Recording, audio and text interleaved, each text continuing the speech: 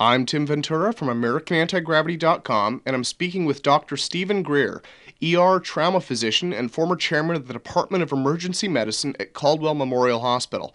However, you probably know him better as the founder of both the Disclosure Project and Space Energy Access Systems, which have provided a ray of hope for millions of alt-science fans around the globe and brought the serious discussion of UFOs to the United States Congress. Both Disclosure and SEAS are exemplary organizations. Disclosure has assembled a dream team of expertise to provide unparalleled, credible commentary on the truth behind the UFO phenomena, and SEAS Power has assembled a cadre of investors to work on finding and funding the next big step in breakthrough energy technology. Well, let's start out with what I believe is one of your greatest achievements with the Disclosure Project, overcoming the giggle factor to build a solid collaboration spanning government, industry, and the body politic. My impression is that in an era of divisiveness, you've managed to build bridges to accomplish something unique. What are your current goals, and how is your work progressing? We're putting out everything we can with the resources we have. Of course, this is a completely volunteer effort, and we've really been restricted mainly because of lack of staff and funding. But at this point, we have a really strong presence in Washington with a network of people who follow what we're doing, and I know for a fact that there are many people who are waiting for the next phase of what we're hoping to do, and that's identify a legitimate energy or propulsion system that proves the physics behind what these objects are actually capable of doing. And that's, of course, what we're working on with our energy project. Well, one of the things that I noticed while doing research, I guess, for the interview was how many belief systems there are. I guess the thought that came to mind was, back in something like 1950, the public perception of UFOs was pretty homogenous. But, now in 2005, we have a multitude of diverging belief systems about ET. The rumors include psychic aliens, aliens working at Area 51, aliens the Bermuda Triangle, hybrids, and, Well, it goes on. Well, the whole problem is that what we've tried to do is avoid all of that and go to people who've actually been in government circles who worked on these projects and say, okay, look, here's what there is a consensus reality for, and then you can get into these other things if you really want to start counting angels on the head of the tent. I view 90% of what's out there as speculative and nonsense, quite frankly, and of course some people don't like to hear that, but what we're trying to focus on is what are people who have actually been in positions where they've been up close and dealing with the technology or programs dealing with the so-called UFOs. What have they seen? What is the intent apparently behind the actions that have been observed? For example, we have when I started putting this together, I said, I can't do this with just one or two people. We need to have dozens of people. And so when I started talking to people about the apparent UFO interest in, for lack of a better word, nuclear assets, including weapons facilities, nuclear launch facilities, storage areas, nuclear-based ships, I said, we need to find not just one or two, but maybe a dozen of these people who are military or intelligence people who've dealt with this. And that's what we did. People like Colonel Diedrichson, who's with the Atomic Energy Commission, the old AEC before it was the DOE, and who had said that he corroborated what other accounts that we had gotten from other people who had top secret clearances, and which we'd also found from our colleagues in the Soviet Union, that apparently while there's, I still maintain there's no evidence that these things are at all hostile, but they were obviously very concerned about our hostility, and so I turned the whole argument on its head. There are all these, speculations about different ET civilizations and why they're here, and I'm going, well, I think it's actually much simpler than people have made out. And you look at the progression of our civilization since the last 100 years, and we've gone from essentially a agrarian society with horse and buggies to thermonuclear weapons, including the hydrogen bomb, and going out into space with them. So this is something that obviously would get the attention of any civilization or group of civilizations that may have been involved watching our evolution for for all these years. And I think that, some people say, well, there's an ancient connection to this. And very well maybe. It could be that we've been observed for thousands of years. But what we can prove today is that there have been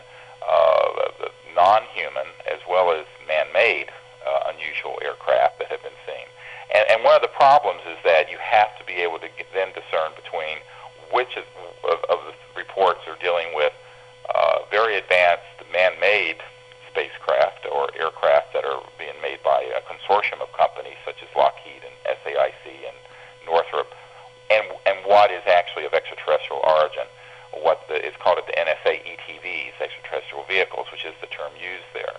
So I think that what we have to do is then look at the fact that we have had since at least the 50s very advanced so-called anti-gravity or electrogravitic, magnetogravitic systems that we've been experimenting with that have been up and flying. In fact, I have a photograph of one flying over Provo, Utah from 1964, and it's certainly no doubt in my mind that we have been doing some experimental research with these types of energy and propulsion systems in sort of deep black, very classified projects.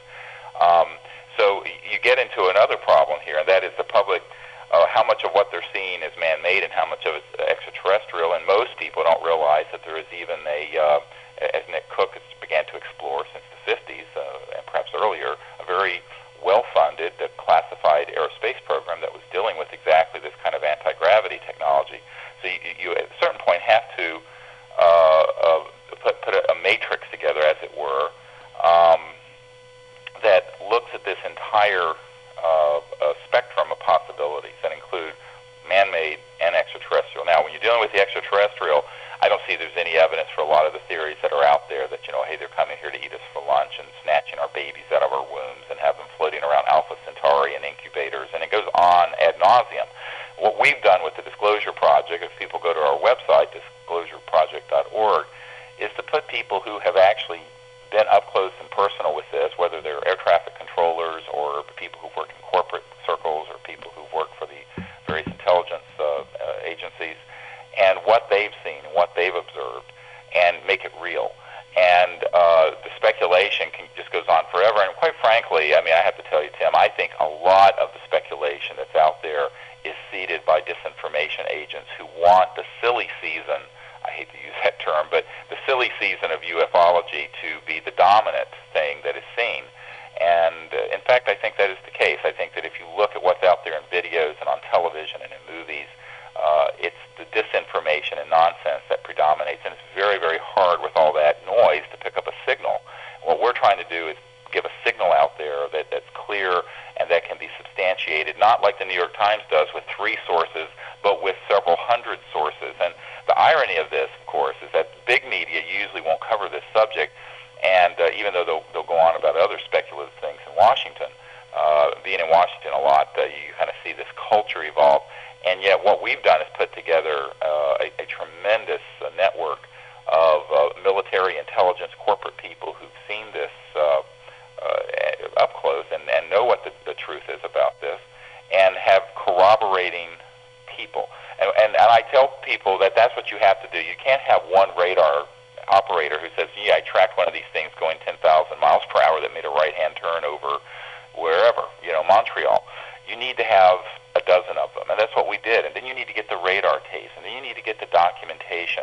And so that's what the Disclosure Project has. A lot of people say, well, if that's been put together, why doesn't the whole world know this? I said, well, this gets into a larger discussion of the national security state and the corruption of big media. But it has nothing to do with what evidence is there. The evidence is overwhelming and very clear.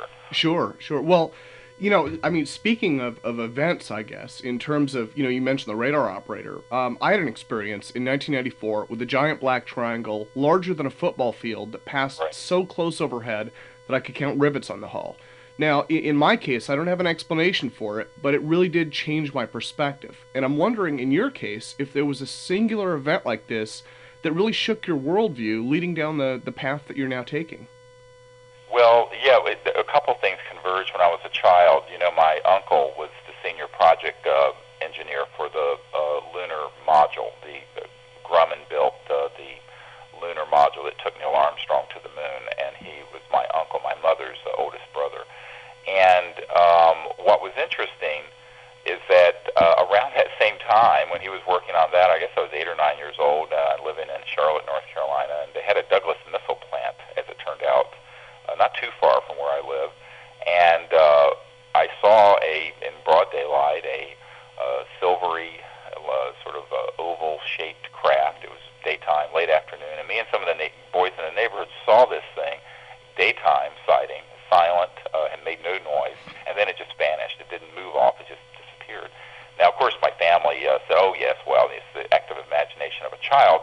an 8 or 9-year-old boy, when you see something like this, you know what you've seen. And so it ignited a lifelong interest in this subject. And that's really how I got interested. In fact, I was a little bit like Richard Dreyfuss in the Close Encounters of the Third Kind. I collected every magazine and book I could as a little 8, 9, 10-year-old boy on this subject, and read everything I could and got every photograph I could. I was just absolutely enthralled with the whole idea of it. And so that's really how my interest began. Well, and it makes sense. I think when you're really following your passion, it leads to the kind of success you've had with Disclosure. It's that natural progression from being so passionate about seeing an idea through and finding the truth for yourself that I think people inherently believe in your goals and believe in the way you're approaching it. I've noticed that there's some overlap between UFOs and I guess the research that I'm doing into anti-gravity technology. And I think part of that is most people take it for granted that UFOs use a type of advanced propulsion, and then they further assume that this involves gravity control. And I guess what I'm wondering is, with the multitude of stories out there with divergent claims, do you have any thoughts on kind of the best avenues for research? Well, to be honest with you, I think you have to really go all the way back to some of the early work of Tesla. You have to go back to some of the work that T. Townsend Brown and the B-field Brown effect, as it was called.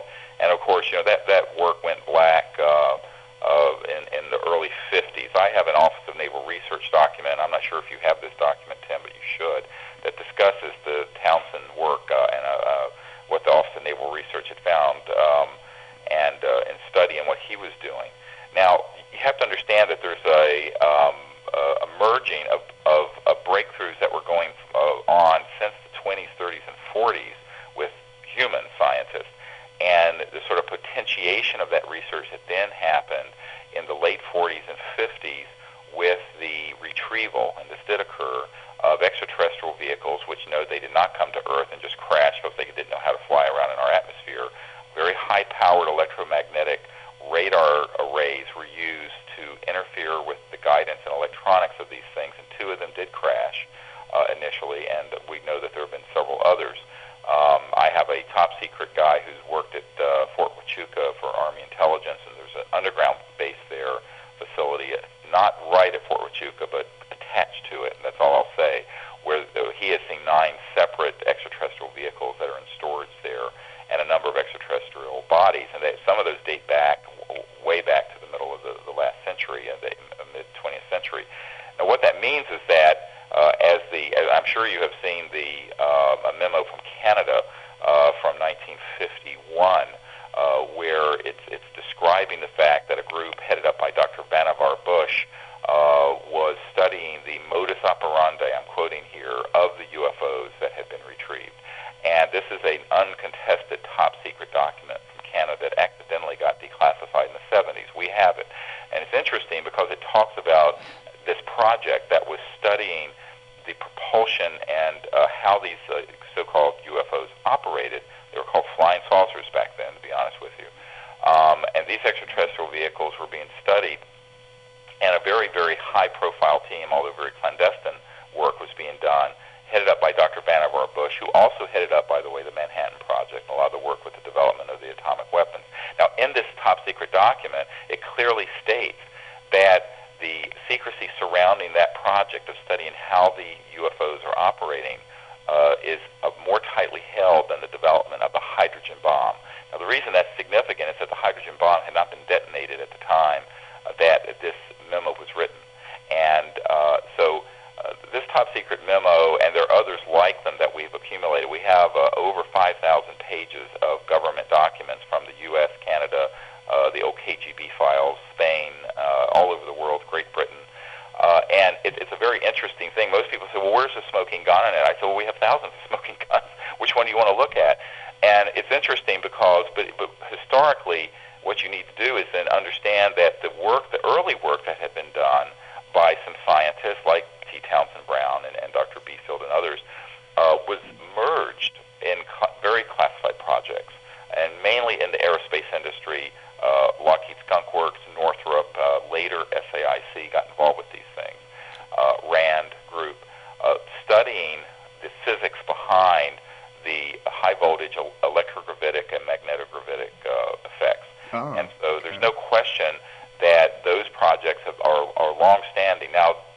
the bad news, in a sense, the good news is that we have figured out a lot of this. The bad news is that the group that's managing the secrecy around this has pretty much walked away from the interest of we the people, and this is where it gets into a very social and political crisis.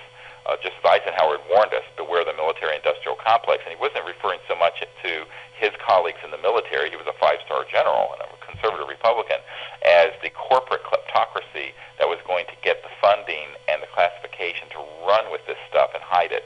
We have one of his witnesses, Brigadier General Steve Lubkin, who was a young aide working with Eisenhower directly in the White House and witnessed how Eisenhower had been, quote, stabbed in the back and had been betrayed by those interests that he later warned us about on his last swan song speech to the nation in 1961 when he left office. So I think people have to understand that there are extremely well-developed prototypes and craft that are out there, many of which have been seen by people like you and others, that are man-made and that are, if you will, anti-gravity or electrogravitic, and that deal with propulsion, dealing with the neutralization of mass inertia. There's two things here, I don't want to get too technical, but mass inertia and gravity, and they're not necessarily the same, as you know. Yeah. You have mass inertia out in deep space where there's virtually no gravitational pull.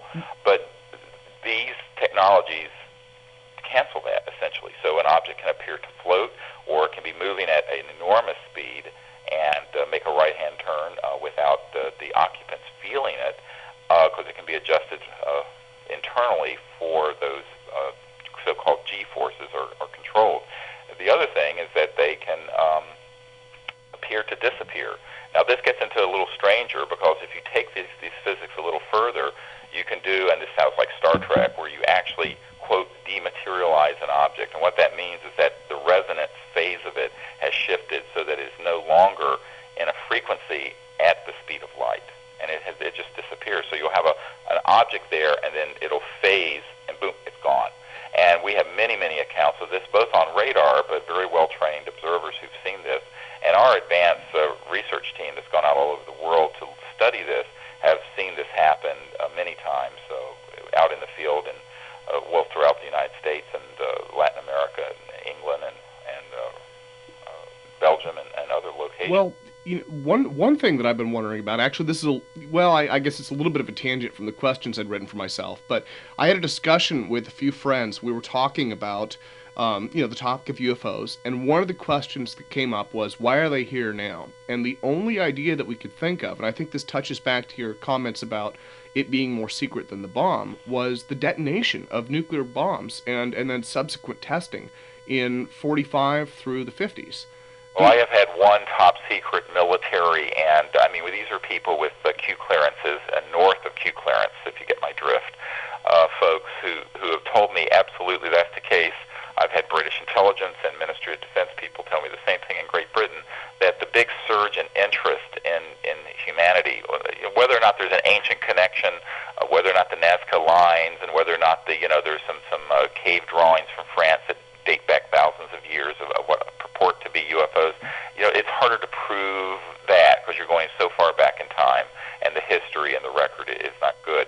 But what we have in the modern era is clearly a huge resurgence of interest in Earth and I think the human race at the time that we developed weapons of mass destruction and began to explore space. But remember, those two events were on a very parallel track, that our ability to detonate nuclear weapons in the 40s and 50s was also the beginning of the space era, of course, which my family was involved with. And what you find is that the combination of those two things, logically, and I hate to sound like Spock here, but just look at this logically and dispassionately from the eyes of a civilization, not human, but out in space, watching us develop.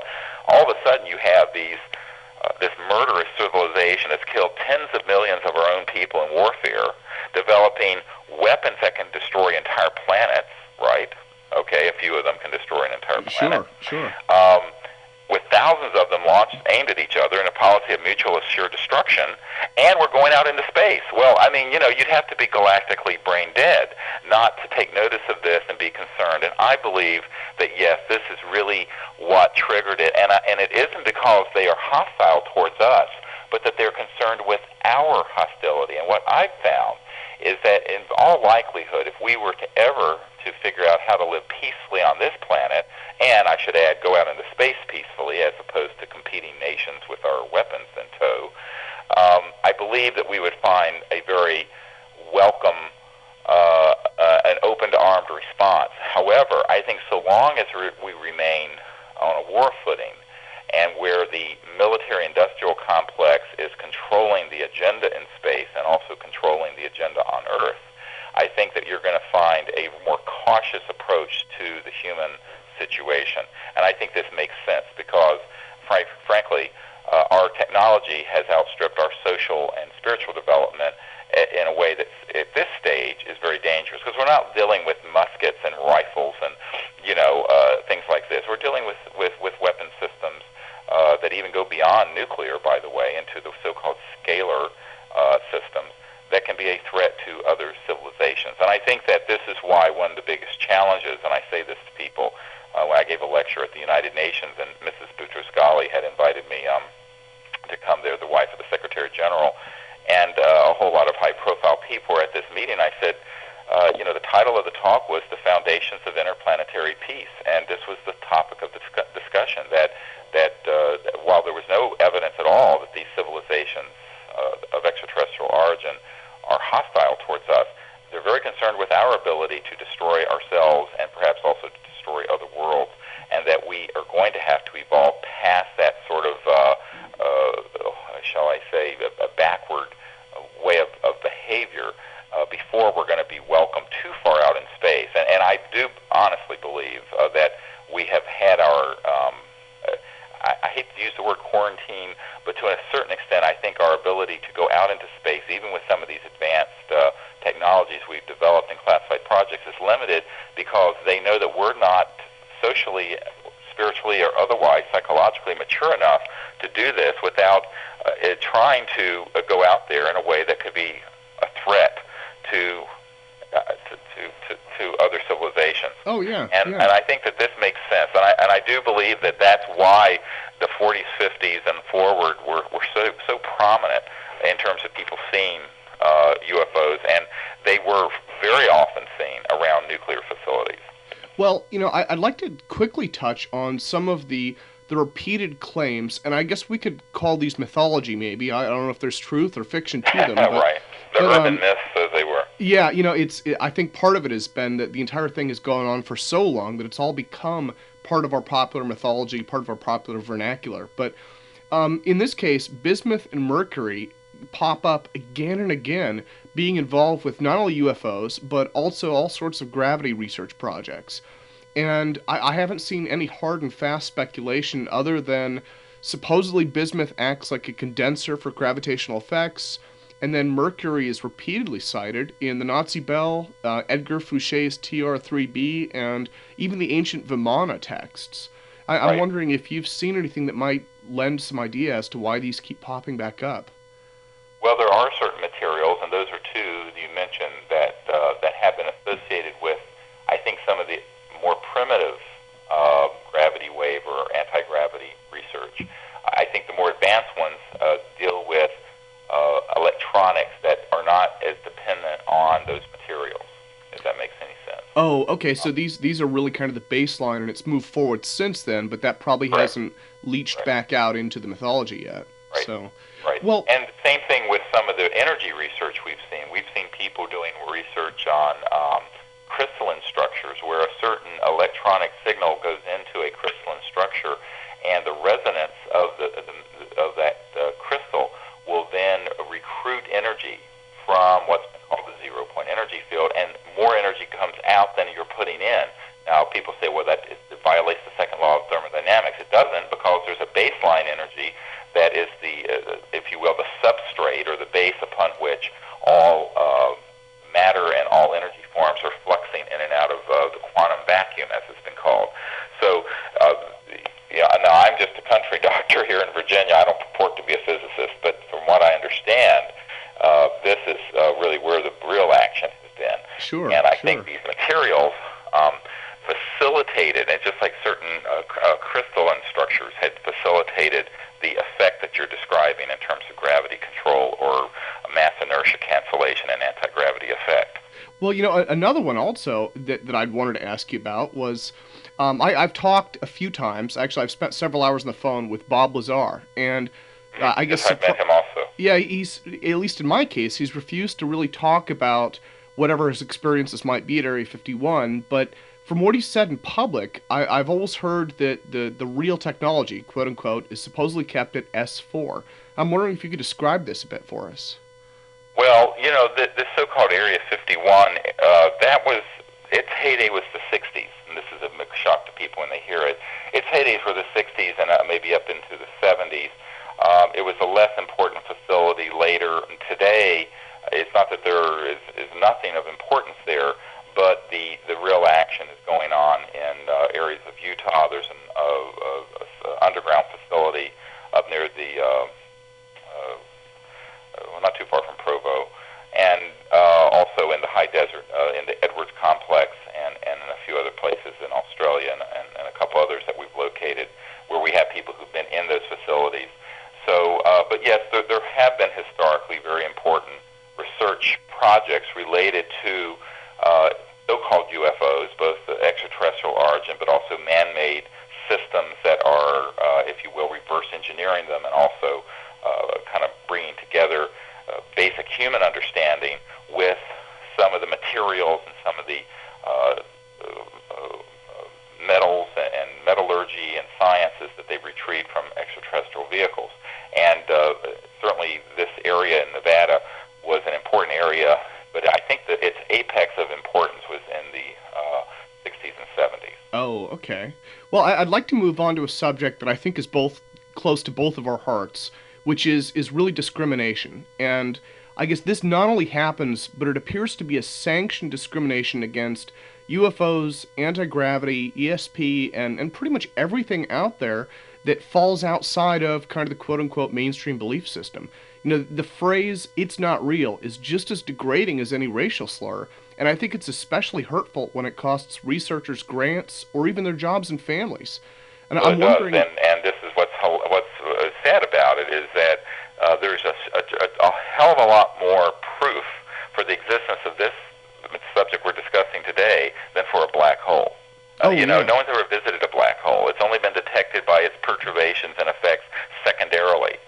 Same thing with subatomic particles. Most people don't realize in physics, a lot of the things that are people hang their hats on have never been directly observed. I mean, we're talking about a subject where there are 3,500 landing trace cases where there's physical evidence, experimental evidence. At this point, 450 top-secret military witnesses who've seen this stuff up close and personal, who were cleared to carry nuclear weapons, for God's sakes, or even launch them, who are given testimony. Thousands of pages of uncontested government documents, and yet this giggle factor, and I will tell you that the people in the intelligence community I've spoken with have said the deliberate ridiculing and trashing of the subject is how they've contained it more than anything. That and the corruption of big media. Well, now, you have to understand that a lot of people who are put forward to come out to the public and say, "Oh, this is all nonsense," are on the payroll of the intelligence community. For example, back in the 60s, Donald Menzel was the guy to do that, a Harvard astronomer. "Oh, this is all nonsense." Well, I have a document naming him as one of their advisors on this. Sure. So he was taking money. He was presenting himself to the scientific community as a dispassionate scientist when he was a corrupt shill for this kleptocracy of covert programs, taking money through the back door through the agency. This is uncontested. It's a document I have, and he's named in it. And same thing with the Condon report that was done at the University of Colorado that debunked all this. Dr. Robert Wood, and also documents that I've acquired, proved for a fact that Dr. Condon, who presented himself as a dispassionate scientist who I'm going to tell the truth about what UFOs really are, and then came out with this completely debunking whitewash report that ridiculed all of it, he was on the payroll of the agency, and I have a document naming him. So what you find is that you have people in academia, in corporations, and in government who present themselves as sterling scientists and legitimate people who will then go to the press or go to scientific gatherings and poo-poo all of this. But these people are utterly corrupt, and we can prove this. So this corruption is really the name of the game. And unfortunately, the masses don't get the benefit of what the truth is. Now, the flip side of that is that they've won some of those battles, but they've lost the war. And here's what I mean. More than half of America believe that there's something to these UFOs and that the government's hiding something or lying about it. And that's a consistent number. So more people think that this stuff is real than voted for any of the recent presidents, none of whom have really gotten over 50% of the electorate. So what you find is that they've tried to keep this contained, but they've contained it from not so much the masses, but they've tried to contain it from polite society, what you would call your prestigious scientific institutions and media. For example, the New York Times has a stated policy of redlining anything about UFOs. They will not report anything on it. Well, you have to ask why. Here the Disclosure Project puts together not 2 or 3 sources, but dozens of top secret insiders in government, and I'm sitting there briefing a sitting CIA director on this stuff, and the New York Times refuses to have one story about it. So you have to understand that the big media is the only thing in our society more corrupt than the big corporate and government world. The big media is the most corrupt institution in America. Well, that's why I'm wondering if it might be helpful to pursue it as a civil rights issue in terms of, again, I mean, discrimination against people. We're not allowed to do it on the basis of race, gender, religion, or a variety of factors.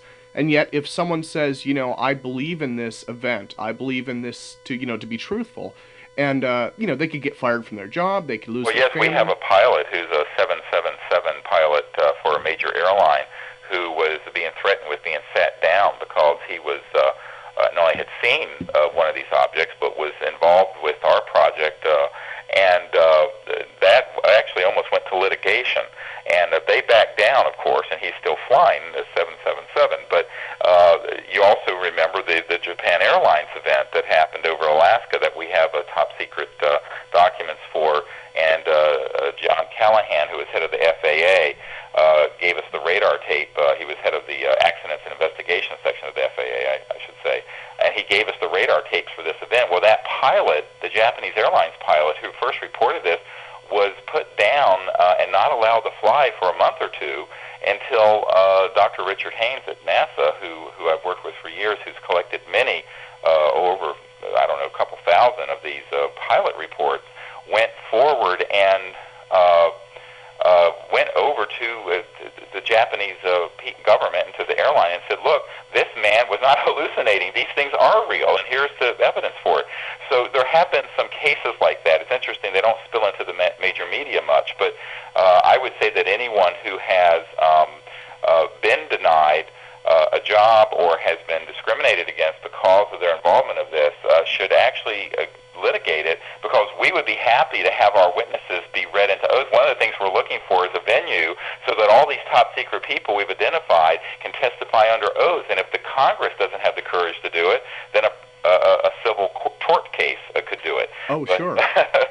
So I would say that anyone who's suffered something like that legitimately should pursue it. Well, and speaking of involvement, I'd actually like to wrap up our interview with, I guess, the big question of how can people get involved, how they can contribute, and how they can get their friends and relatives the kind of solid information so that they can form an educated opinion about this topic.